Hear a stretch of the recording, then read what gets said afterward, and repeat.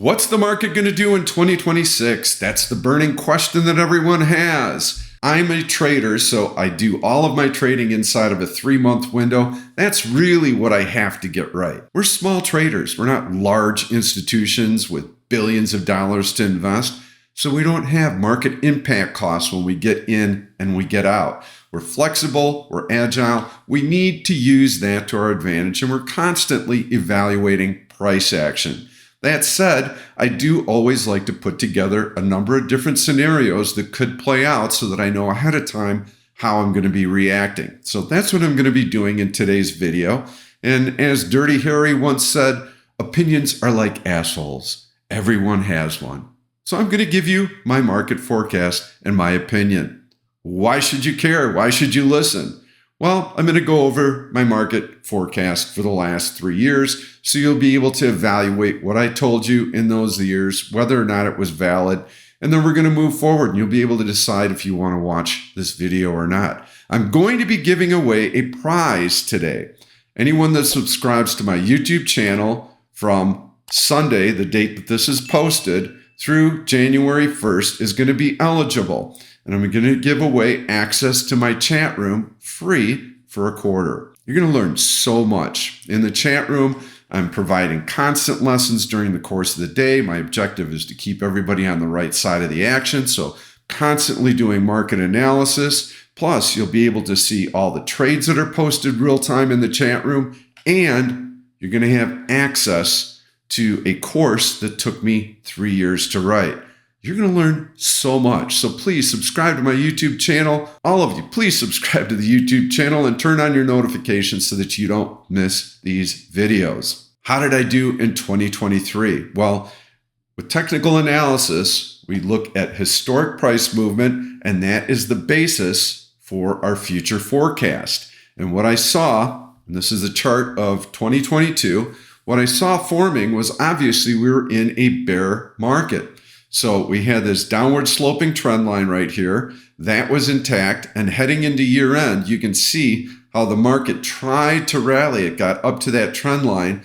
And this very steep drop had me believing that we were going to test the low at least one more time before the market formed a base and moved higher. This is what I was looking for. I was looking for a drop down to it. I had acknowledged this big bullish engulfing candle off of the low. That was a pretty good sign, but I felt that we were going to be testing it again because of the speed that we came off of that downward sloping trend line, and we had breached the major moving averages on the way down. Very weak ending to the year, so I felt that we could test that low. Then I had discussed the types of price action that would tell us if we continued to go lower. If we tested it violently, then we were going to continue to go lower. If we kind of inched our way down to it, that would form a higher low. And there is a chance that the market could rally and get through this downward sloping trend line. That was not the most likely scenario that I outlined.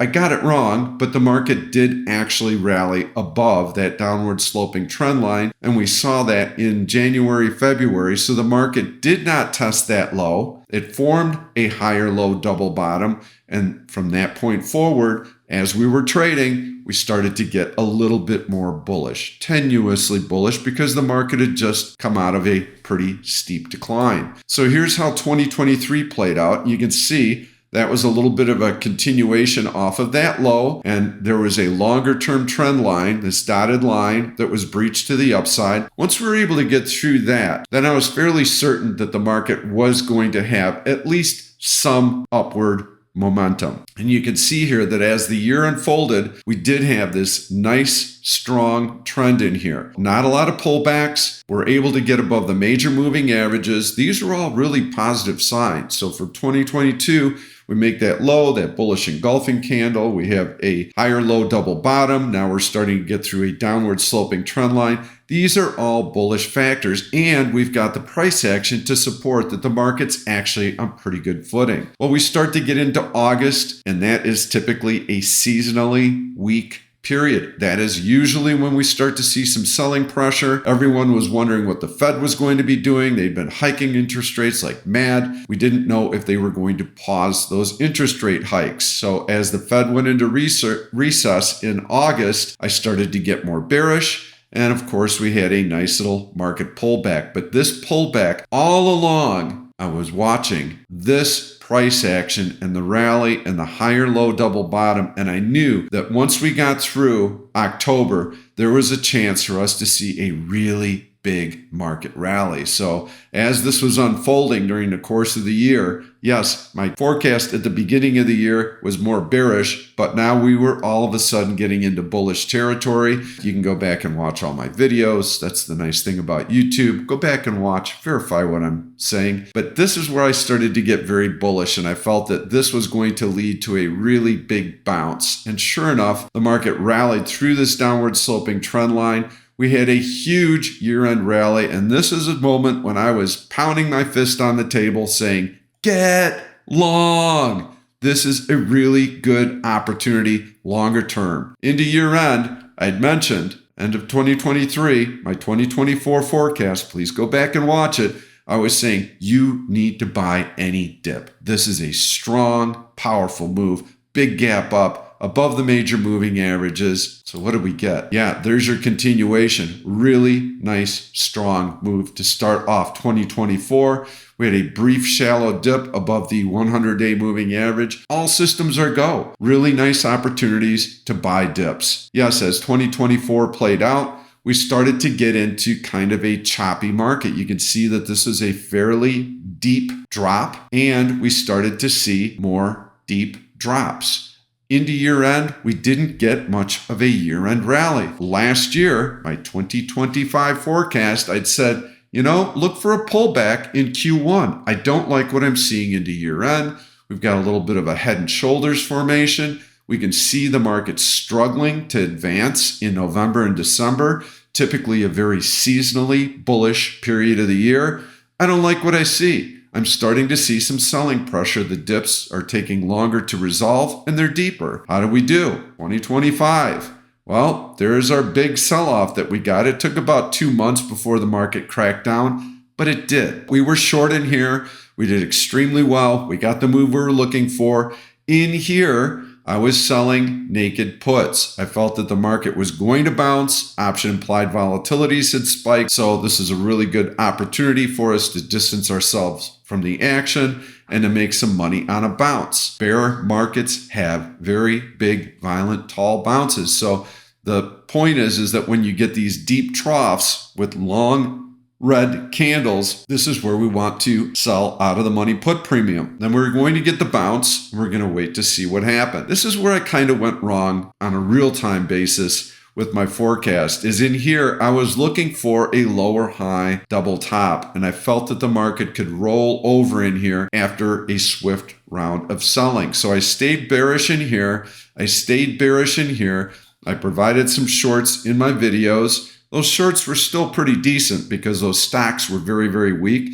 We trade stocks. We don't trade the market. So stocks with relative weakness had a lid on them. They weren't participating in this rally. So the trades worked out marginally, but I was on the wrong side of the market. What I was looking for was a retest of these major moving averages. I wanted to make sure that we didn't just poke through and then fall right back down below them. So I stayed bearish in here until I saw this jump off of the major moving averages. This is where I was fairly confident that the market was going to challenge the high and perhaps move even higher. If it did so with gusto, then we had to favor the long side. The remaining rest of 2025, I have been bullish. Now, I haven't been jump up and down, pounding my fist on the table bullish, because the price action hasn't suggested that that's what I needed to do.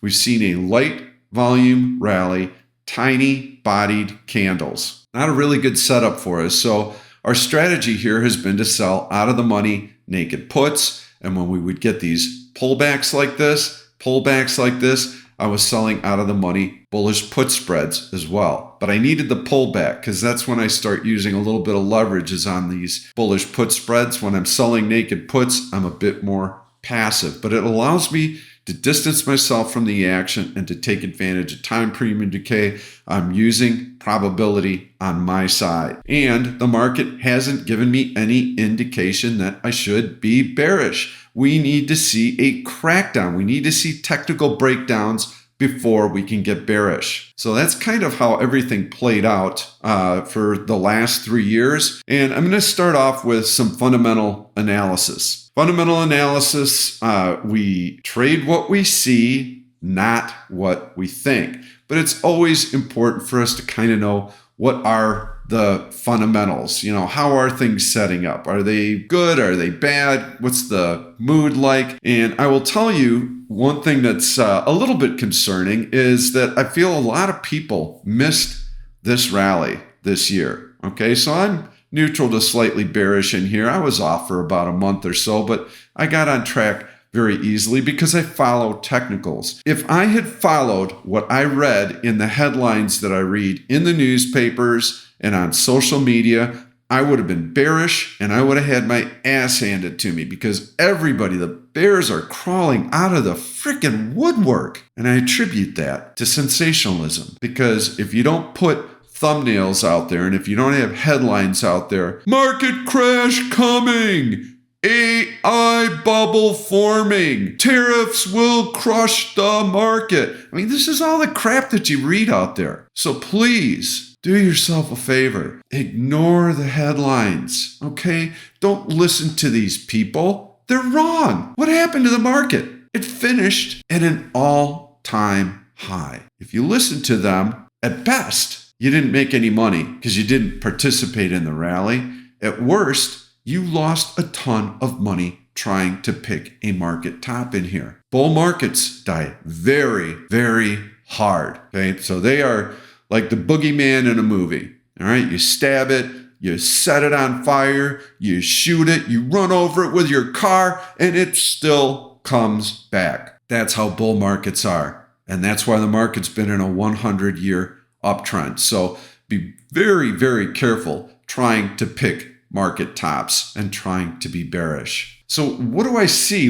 These gurus have any leg to stand on when they start talking about how bearish the market conditions are? Well, you have to realize that the market stays irrational. It can be irrational for a very, very long period of time. And yeah, there are actually quite a few bearish things that are going on right now. First and foremost is there is a house of cards that's been built over decades of time. Credit concerns are legitimate and they're real.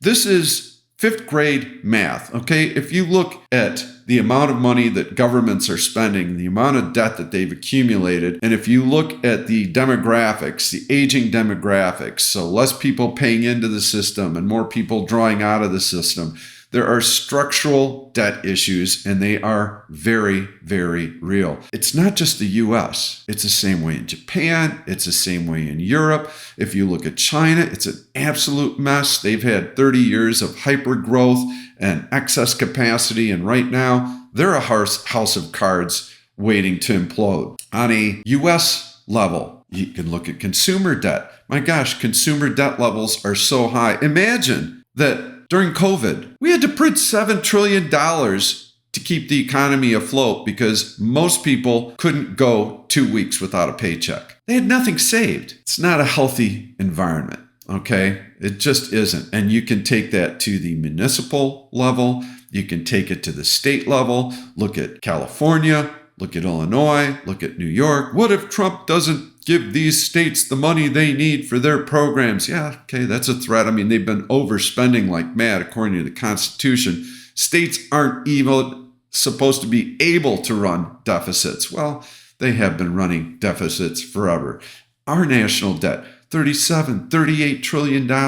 That's not a good situation. We've got so much debt and our duration is very, very short term. Well, what does that mean? That means that our debt has to be rolled over every 3.5 years or so. That means that we have to sell $9 trillion of debt a year. Wow, what if somebody decides they don't want to buy it? That's actually what's happening right now, is we have China and Japan, our two largest sovereign debt holders, selling U.S. treasuries. They have problems of their own that they need to finance. What happens when nobody wants to buy your debt? Well, the interest that you have to pay continues to go up. And if you look at Social Security and Medicare and interest payments on our national debt, those are called mandatory expenses. And they're catching up to our revenues that we take in every year. So we're going to continue to run large deficits every year from now into perpetuity. 20% of our national budget goes to paying interest on our debt. This is not a good backdrop. And there's a bifurcation of wealth that's going on right now in the country as well. What does that mean? Well, that means that there's a bigger chasm between the haves and the have-nots. Of the entire market capitalization, 12% of the population owns 88% of the market cap. 12% own 88% of the market cap. Of the remaining 12% of the market cap, 38% of the people own it. So 38%, which is a much larger chunk of people, own 12% of the market cap. Okay, so that would be in the form of IRAs and 401ks. So they have some market exposure. 50% of the people have no market exposure. As the market continues to go higher, only half of the people are participating in it. And really, only 12% of the people are truly participating in it because they own the majority of the market cap. So this is not a great scenario either. So even though the market's making new all-time highs, there's this wealth disparity that's continuing to grow. And that's not a great thing from an economic standpoint, because we want all people participating in the market. So here's a note for those of you who might be watching. If you are young, if you're in your 20s and 30s, save money. Live within your means. Postpone the new car.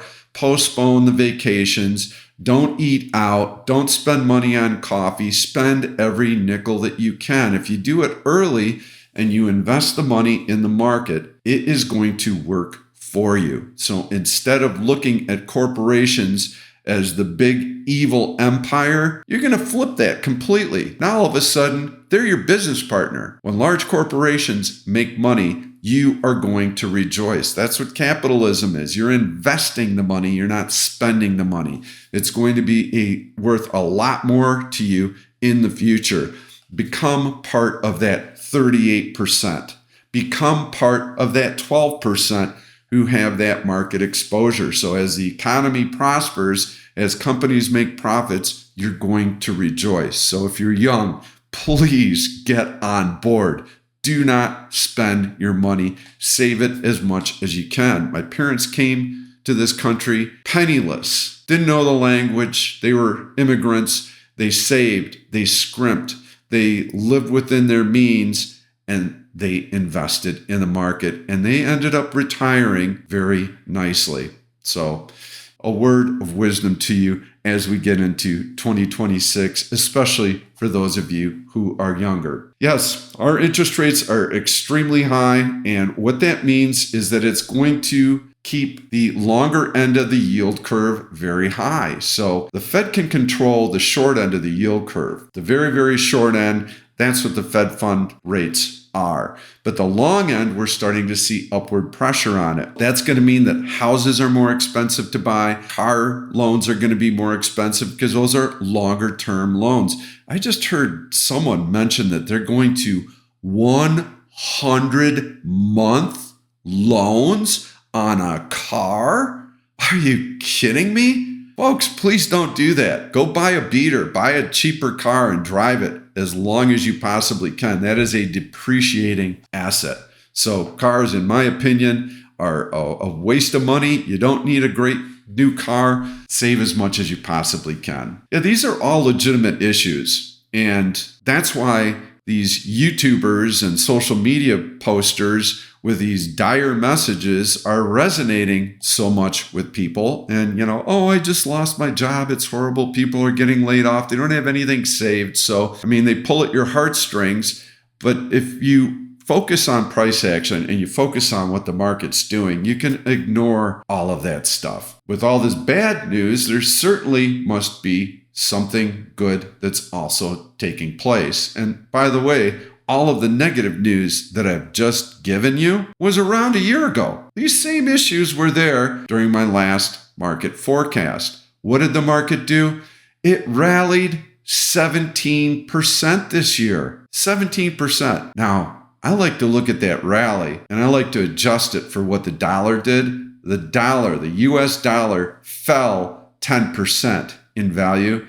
So I feel like the market really was only up about 7% this year because US dollar has fallen so much. But there are actually some pretty decent things that are also taking place. So let's take a look at the bullish side of the equation. If we take a look at Trump's first term, now that we're through the first year, what does that mean? Well, for one thing, we're going to be through all this tariff crap. I'm going to charge China 100% tariffs, maybe 150%, maybe 200 if I feel like it.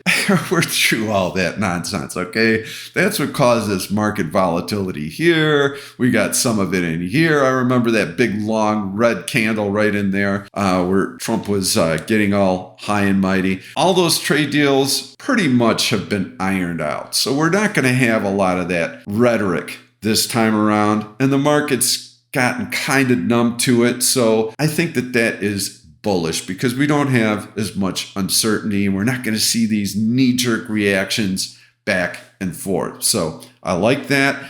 I like the fact that he has been reducing business regulation. It's important for us to separate policy from politics. Just like we separate fundamental analysis from technical analysis, we need to separate policy from politics. And there are some of you who will think, oh, reducing business regulation, that's bad for the environment. It could be, but it's great for profits. And I'm talking simply about profits. I'm talking about trading. So I'm not making a political statement. I am talking about policy. And yes, it's good when the government reduces big business regulations because it attracts more businesses. Instead of having to jump through all of this red tape to start up a business, it's much easier for you to do. So reducing business regulations is a good thing for the market. There are also lots of tax incentives. So there are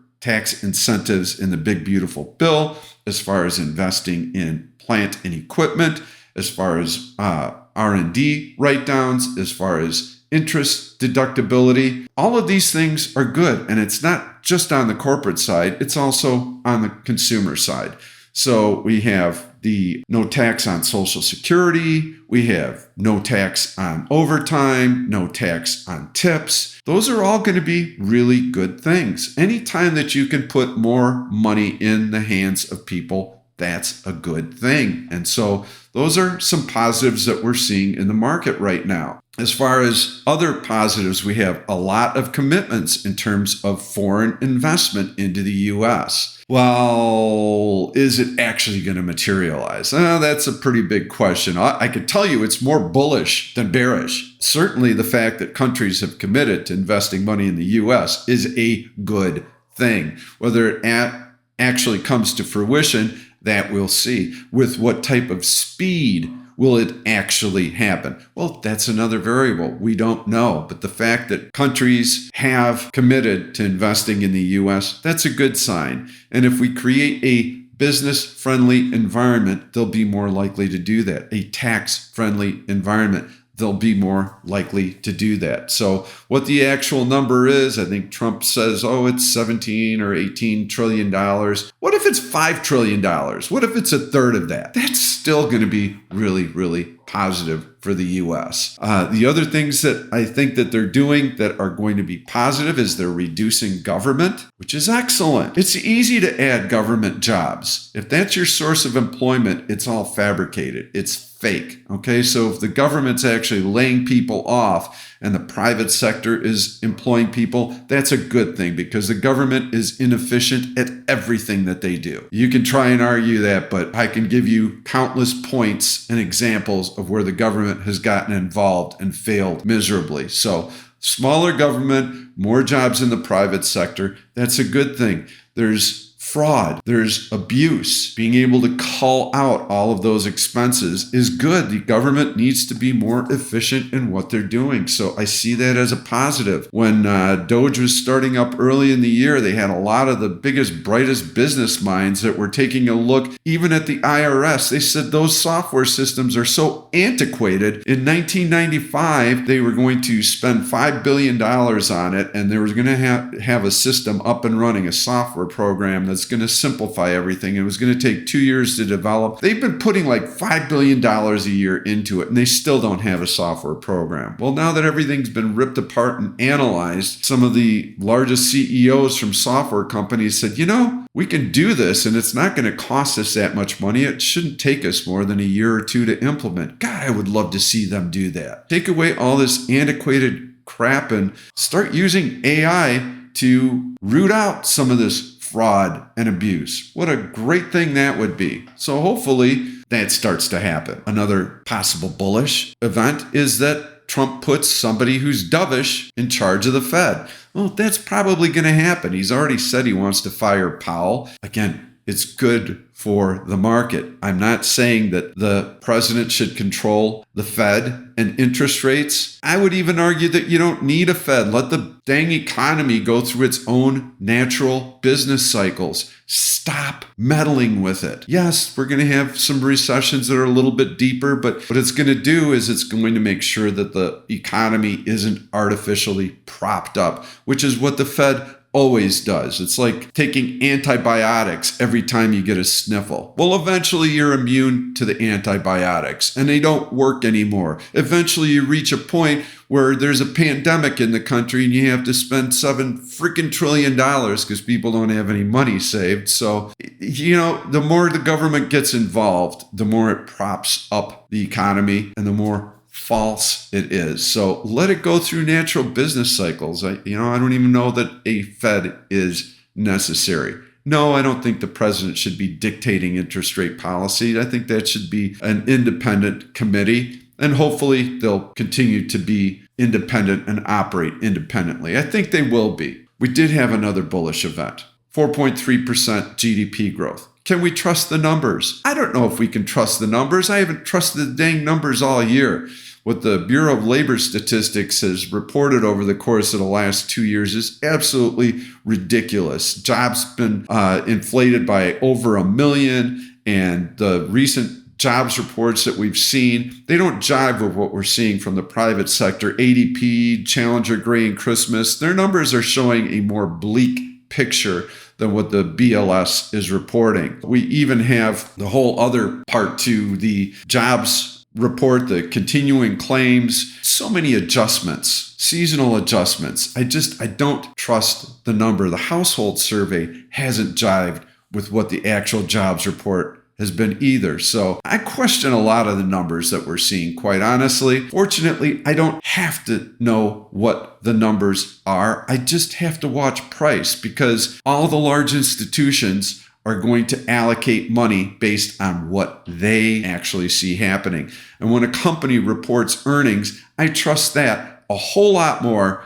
than I trust the government numbers that are coming out. So they're either not processed properly, they're inflated, they're adjusted, whatever the case may be. I'm going to trust what companies are actually seeing and saying in their corporate guidance, and earnings have actually been pretty good, which leads me to the final fundamental, and I didn't talk too much about this. It's a bad fundamental, and that is that forward PE ratios are currently at about 23. That's high. Okay, in the dot-com bubble, they were around 24. In 2020, before the COVID crash, they were around 23, 24. So we're at a pretty lofty level right now. And that tells me that the upside for the market is relatively limited. If I recap everything that's going on, I feel that there are plenty of negatives. There are credit crisis possibly looming, but these things take a long time to unfold, and we're going to see lots of warning signs before it ever comes to that. But there are also some positives, and another positive is that there is the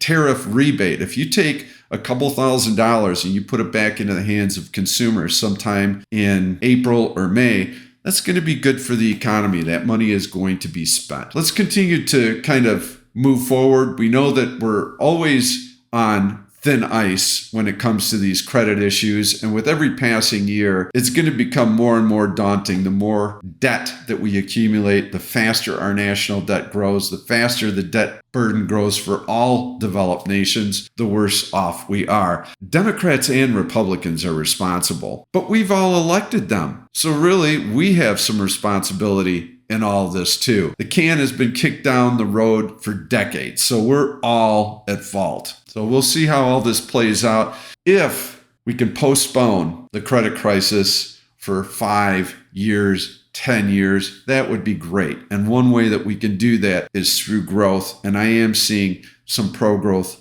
policies right now. So we're going to shift gears and we're going to take a look at what the technicals are currently telling us. And so let's shift over to a weekly chart. And this is where, take a deep breath if I've gotten you all riled up.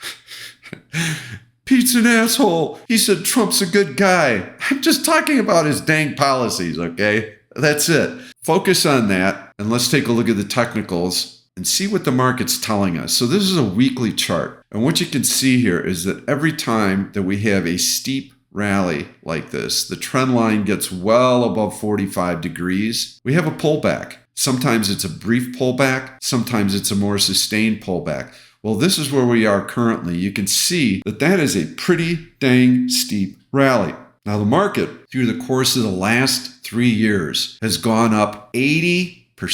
That's not sustainable. And I just mentioned that forward PE ratios are at 23. That is lofty. That tells me that the remaining upside is fairly limited. So from an odds standpoint, limited upside, pretty big downside, it tells us that we should be paring back our risk right now. We should be relatively conservative right now. And it tells us that a dip could be coming. How big and how severe that dip is, we don't know. But what we do know is the type of price action that we would be looking for that would tell us if prices are going to be moving much lower. Because what price action does is it helps us evaluate who's in control and to what degree. Are buyers in control? Are sellers in control? And so when we start looking at long red bars and green bars and overlap, that tells us exactly how much control either side has. And so we're going to take a look at what the market is currently doing, and then I'm going to talk a little bit about how we would trade a market pullback, because I am seeing the odds of a market pullback being greater than a market rally. So we're going to go in and we're going to take a look at the market. I'm going to put up this chart a little bit later, but this is how we would trade market declines. So let me save that for a little bit later, and let's zoom in and see what the current price action has been telling us. So you can see how earlier the market was distancing itself from the 50-day moving average. And you can see how now the 50-day moving average is catching up quite well.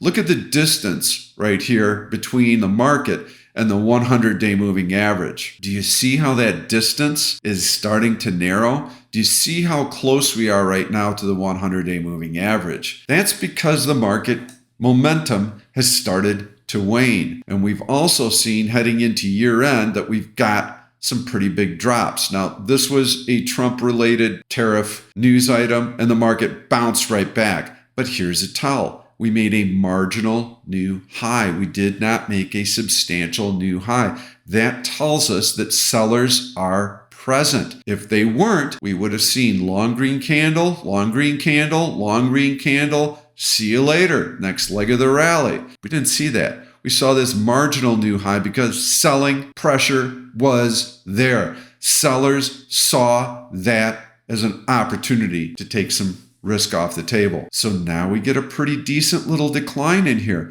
When did that take place? Well, that took place in November, one of the most bullish months seasonally. That's not a particularly good sign either. You can see how we did rally off of the 100-day moving average, but did we make a new high? No, we did not. We are at the high, and we still have a little bit of time left this year, which, by the way, we are into the Santa Claus rally time of year. So what's going to happen between now and year end? We're probably going to rally a little bit. 80% of the time, the market has been able to rally about 1.3%. That puts us at 700, which is a nice round number on SPY. Puts us at about 700 December 31st. Yeah, that's certainly possible. And about 80% of the time, the market's been able to make that type of move since 1959. So that's a good amount of data. So yes, if we do get up there, it's going to be on a tiny little gradual float higher. I would view any rally from this point on as being more of a seller's boycott. What's that? It means there's no sellers. Okay. They just don't want to sell. They're just going to ride what they have higher. They're not aggressively selling, but it's not buyers out there gobbling everything up with both hands. A small bid on light volume can push the market higher. We see that into year end. Asset managers want to mark portfolios up because the assets they have under management are greater, and they take a percentage of assets under management for their fees. So there's disincentive for them to sell into year end. That's why it happens. It is one of the most powerful forces I have traded in the last 30 years. I do not short the market in November and December. That's one of my axioms. I can be flat. I can be in cash. Cash is a position. If I'm particularly bearish, that's what I'm going to do. But most of the time,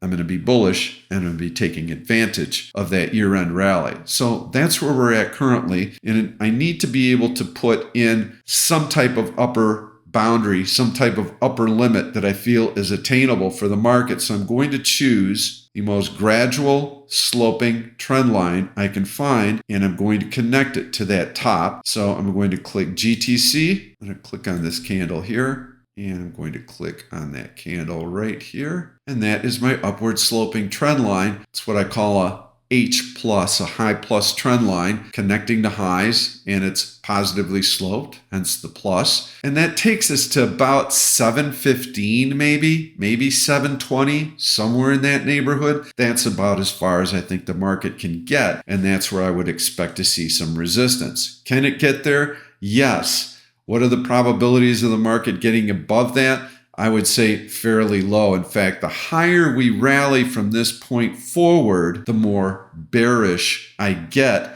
No, I'm not out there buying puts, for crying out loud. I'm not that guy. I'm going to wait for a technical breakdown. So I need to see a nice, long, bearish engulfing candle off of a new relative high when we get there. And then I will short-term trade the backside of it. But then I start taking my gains once I've had nice moves lower and support, because I want to make sure I need that crackdown. And what would that crackdown look like? So how do I get from this current phase into a more bearish sentiment, since I do feel that a bigger dip is coming? Well, the first thing that we need to do is we need to start spending more time down around that 50-day moving average. And so that's the more likely scenario. Instead of rallying up to 720 or 715 and then backing off hard, what I think we could see, even though there is a cup and handle formation here, oh, that's nice, and we could get a little breakout. So yeah, okay, we get some year-end strength in here. But here's what I'm going to be looking for is a gradual move down to that 50-day moving average, spending more and more time around that 50-day moving average. When you hit a major moving average and buyers are in control, what do we want to see? How do we know that buyers are still in control? How do we know that that's support? We fly off of it like that. Okay, we don't spend any time around it. We don't linger around it. We don't poke at it a bunch of times. We fly off of it because buyers feel that that is a major support level. They view that as an opportunity to get long. They are motivated. They act with urgency. And that tells us that the market still has plenty of strength in it. You can see we don't even get close to the 50-day moving average. We don't even get close to the 50-day moving average. That's bullish. When you start poking at it and waffling around it and spending more and more time at it, it tells you that sellers are gaining control. But the 50-day moving average is still moving higher. If it starts to roll over and move lower, then we know that the selling pressure is continuing to build. I've already mentioned the 100-day moving average. So what happens is you start poking and poking and poking and spending more time at the 50-day moving average and even below it. If I see that type of price action, it's going to tell me that we're going to test the 100-day moving average. We're going to test it fairly short term. And so that is when I would start taking a short position with the expectation that we're going to test that 100-day moving average. Okay, so now we test the 100-day moving average. What do I want to see? I want to see us linger around it. I want to see us break down below it. I want to see us poke at it. I want to spend as much time around that 100-day moving average as possible. I'm going to take gains there because I'm going to be looking for the market to release one more time. I'm going to be looking for a little bit of a bounce in there. And you can see what I don't want is I don't want to be hanging out on bearish positions in here and then have a nice big giant rally that strips all of my gains away and eventually leads to losses. I don't want that. That's what happened back in here. If you hung around that 100-day moving average for any amount of time, you lost money. It's not what I did here. I sold puts in here like mad. Took advantage of that bounce because we barely were on it and we tested it very quickly. So no, I want to see a bounce off of it. And then on that bounce, I want that bounce to be wimpy. I want it to be weak. I want to see mixed overlapping candles. It tells me that sellers are still around. We're not seeing a huge release and a challenge of the all-time high. No, when we get the bounce, now we start to kind of find resistance at that 50-day moving average. If I see that, I'm going to start reloading starter positions, not big positions, starter positions. Dip my toe in the water because I don't pick market tops. And then I'll be looking for us to test that 100-day moving average and for us to actually crack below it and crack substantially below it. If I see that, those are going to be the tells that sellers are starting to get into control. Okay, now we're starting to see some legitimate selling pressure. We're starting to take out the 100-day moving average, which is a longer term, bigger moving average. The 50-day moving average at that point will start to roll over and it'll start to decline. And that's what tells me that yes, we're going to start to see more selling pressure. So what happens after that? Well, I'll be looking for a couple of long red candles stacked. And that's where I'm going to take profits. And that's where most people are going to go wrong because they're going to hang on to their bearish positions. They're going to try and ride them as long as they possibly can. And the one thing that if you trade options and you're long option premium and you get that first big drop, option implied volatilities are going to skyrocket. Okay, they're going to go way up. So even if you don't pick the absolute low price-wise, if you sell that volatility spike, you're still going to be getting out pretty much at the same high price. So you don't have to wait for support. You don't have to pick that absolute low when you sell your puts. You don't have to wait for signs of support. You want to get out early, which is different than the way that we trade the long side is you want to ride those long positions forever, as long as you possibly can. And you want to wait to see concrete signs of selling pressure to get you out of the position. It's different on the short side because the market takes the elevator down and the stairs up. So you get these big, fast drops like this. This is where you want to be taking profits on short positions. Then you wait for the bounce, wait for that bounce to stall, and then you reload. And again, we're trading stocks with relative weakness. So they've got selling pressure already. These stocks are already in a downtrend. Which, by the way, one thing that I really hadn't mentioned was QQQ. Let's take a look at that. That is a well-defined lower high double top as far as I'm concerned. And you can see, even with the market rallying to a new all-time high, what did QQQ do? Another lower high. I don't think the market's going to be able to rally without tech stocks. If you just took the 7, 8 largest mega cap tech companies, they comprise 25% of the S&P 500? Well, if they're not participating, I don't see the S&P 500 being able to move much higher. So another reason to be a little bit more bearish. Yes, as we start to get these long red candles, that's where you take your gains on your short positions. And then we wait for the bounce. How deep was the move? What did the bounce look like? So when we start getting into a bearish market, if you have a nice deep pullback, I'd like to see half of that move preserved. So the bounce that comes only recaptures half of that downward move. And so in this instance, okay, what would half that move be? Somewhere around here. Did we preserve it? No, we got well above it. Okay, well, that tells us that buyers are still alive and well. Get this big move lower. We get the bounce. Where do I want the bounce to stall? Right here, below AVWAP-Q. Did we hit resistance there? No, we moved right through it.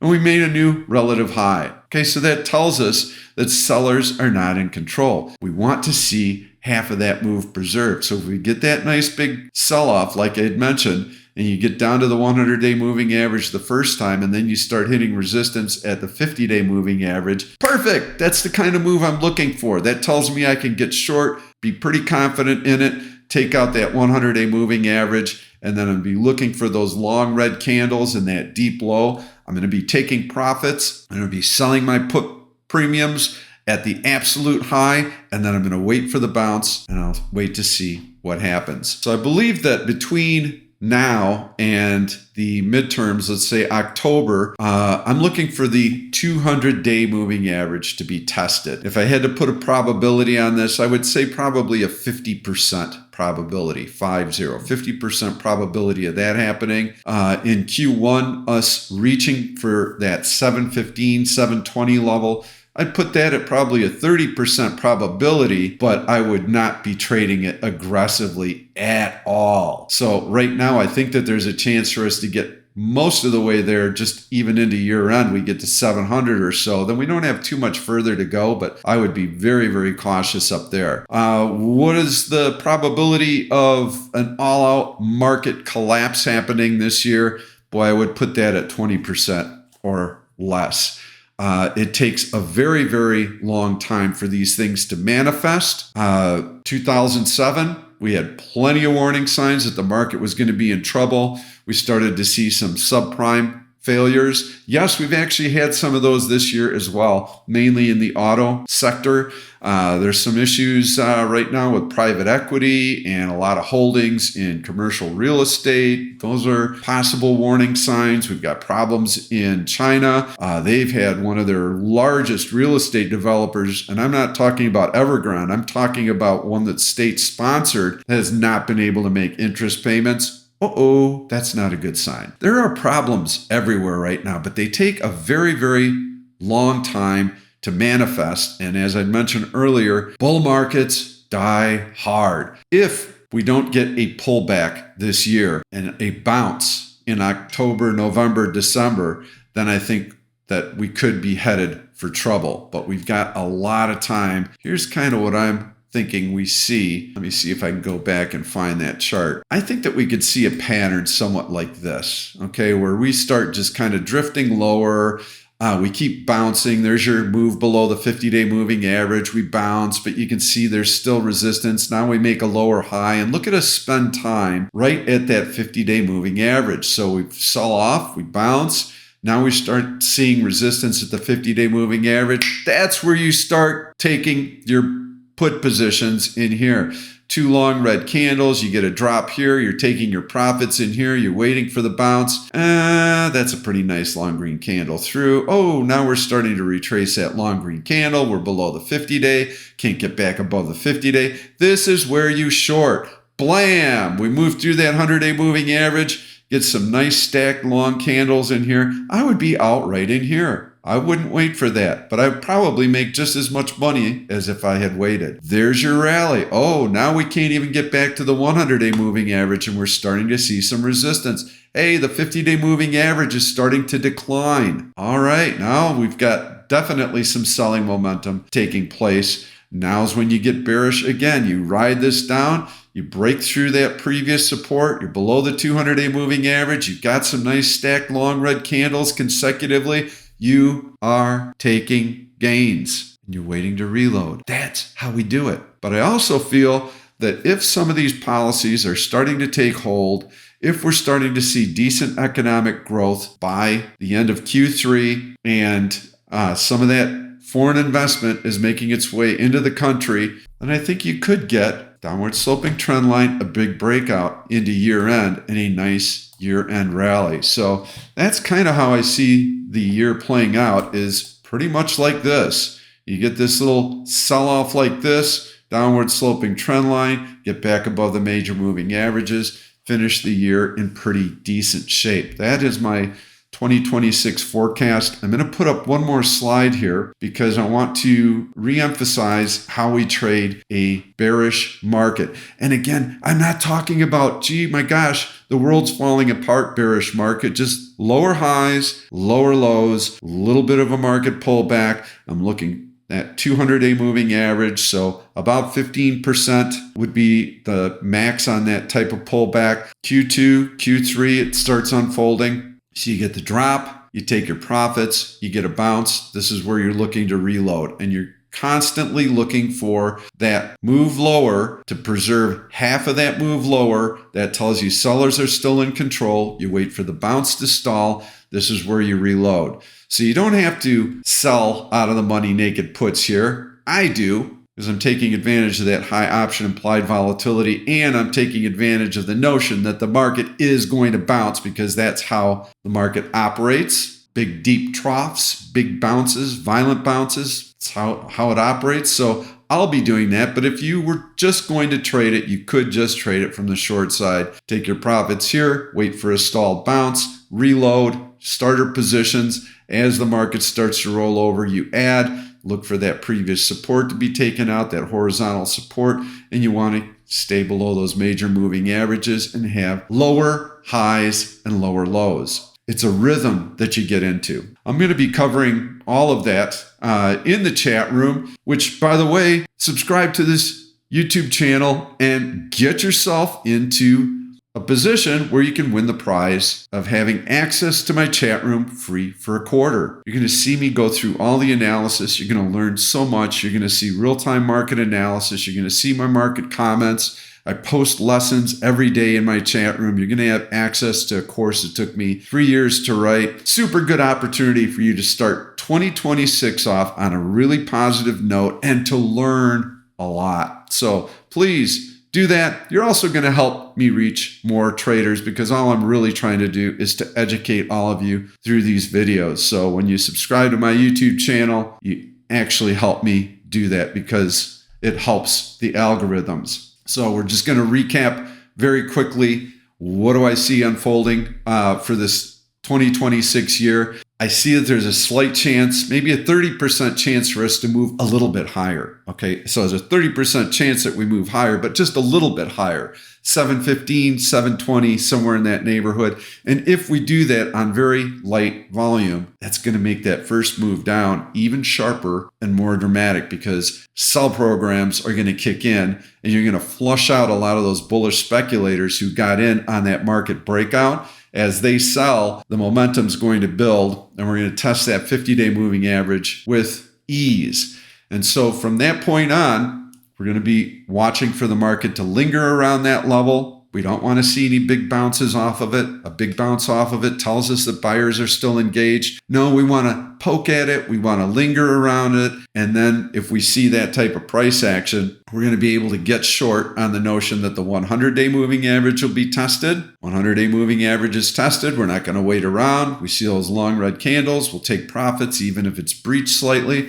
Then we're looking for a bounce back up around that 50-day moving average. And if it can't get above the 50-day moving average, the 50-day moving average will start to decline. Instead of rising, it'll be gradually declining. And then we know we got a really good chance to fall from the 50-day moving average well below the 100-day moving average. And so that type of pattern, I'm looking at about a 50 50% chance of us testing a 200-day moving average between now and the midterm elections. And I'm looking for that pullback somewhere in the 15 to maybe 20% range. And then I think we find support. We'll see how the economic conditions plan out, what the price action is on the way down. If the price action is real herky-jerky and stubborn, like I was showing in here, mixed overlapping candles, lots of bounces, this is not a strong downtrend. Okay, a strong downtrend, you would be stacking long red candles consistently the whole way down. You wouldn't even get these types of bounces. It's just persistent selling the whole way down, like Chinese water torture. Just this in continuation would be much more bearish with no green candles in here. That is sustained selling pressure. That is telling you that institutions are keeping a lid on the market. They are selling anytime they have the opportunity. That would be much more daunting. That type of price action, I think, only has about a 20% chance of unfolding, and we would see plenty of signs of it through the course of the year. So there's no reason to guess that we're going to have that type of pattern. 20% at most is where I would put that. Again, I think that one thing that we can do is to postpone any big credit crisis. And the way to do that is to try and grow out of it. And I think the table is set for us to possibly be able to do that and to kick that can down the road a bit further.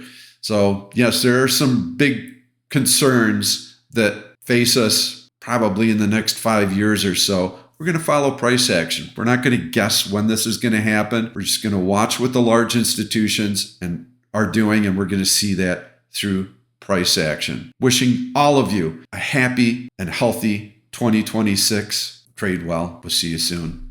See how we trade live every day and take our 14-day free trial. I won't even ask you for a credit card. Dive into the action and trade alongside of us. Your downside is that you get some great trade ideas. Your upside is unlimited because you'll learn the skills that you need to be profitable. Check out OneOption.com and see for yourself.